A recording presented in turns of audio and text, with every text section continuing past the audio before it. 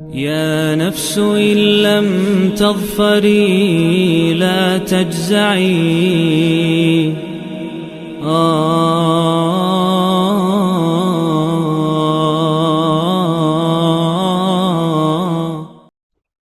اعوذ باللہ من الشیطان الرجیم بسم اللہ الرحمن الرحیم۔ دوستو، آج ہم سورہ الاعراف کا 15واں رکوع ترجمے تفسیر اور گرامر سے سمجھنے کی سعادت حاصل کریں گے انشاءاللہ۔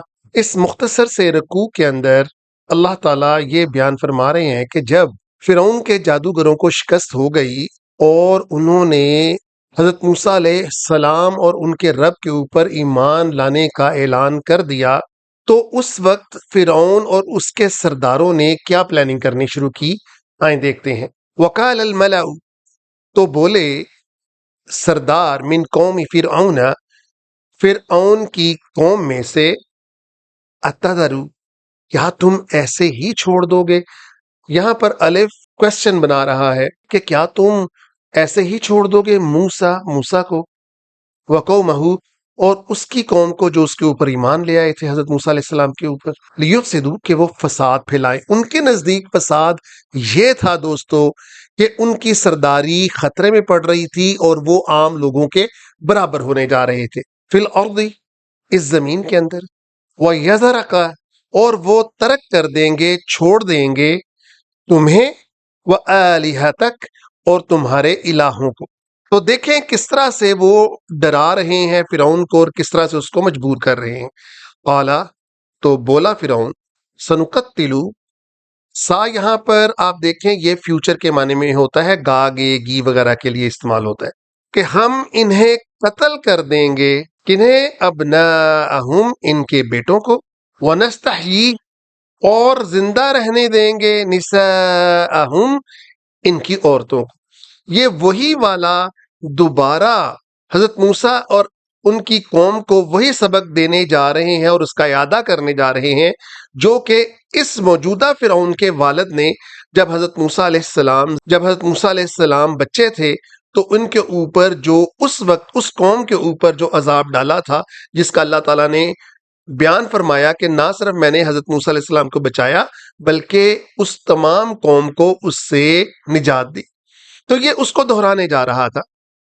یہ وہی فرعون ہے جو پلا بڑا تھا حضرت موسیٰ علیہ السلام کے ساتھ اسی محل کے اندر، لیکن جب بات آتی ہے اپنے سو کالڈ حقوق کی، اس بادشاہت کی، اس جاہو حشم کی، تو اس نے 1 منٹ لگایا حضرت موسیٰ علیہ السلام سے کنارہ کشی کرنے کے اندر۔ وَإِنَّا فَوْقَهُمْ قَاهِرُونَ، اور ان کے اوپر میں کیا بن کر گروں گا؟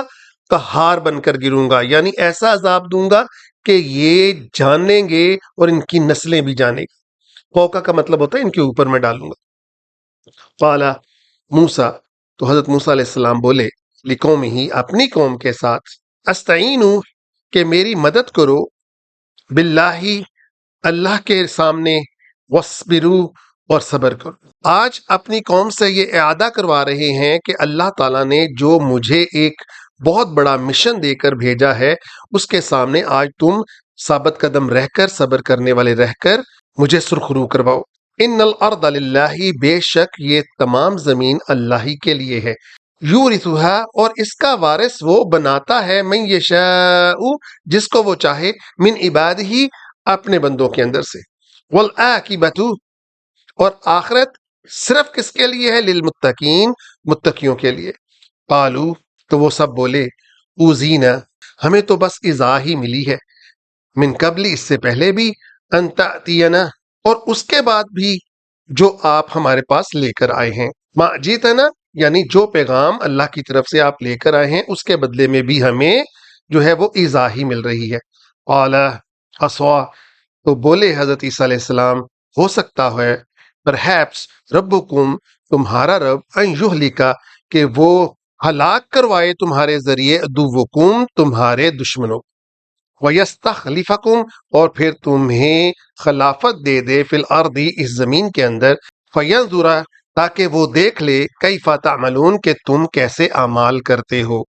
جب خلافت ملتی ہے یا نہیں ملتی، یہ سب آزمائشیں ہیں جو اللہ تعالیٰ کے ہاں ایک نہ ایک دن جس کا حساب کتاب ہونا ہی ہونا ہے۔ کہ اس سے ملنے سے پہلے رویہ کیا تھا، جب مشکلوں میں تھے تو کیا رویہ تھا، جب آسانیاں آئیں تو کیا رویہ ہوا. یہ سب کی سب آزمائشیں ہیں، کیونکہ یہ دنیا ہی ایک آزمائش ہے. اللہ تعالی ہمیں اس آزمائش میں پورا اترنے کی ہمت اور توفیق دے. وآخر دعوانا الحمدللہ رب العالمین. يا نفس إن لم تظفري لا تجزعي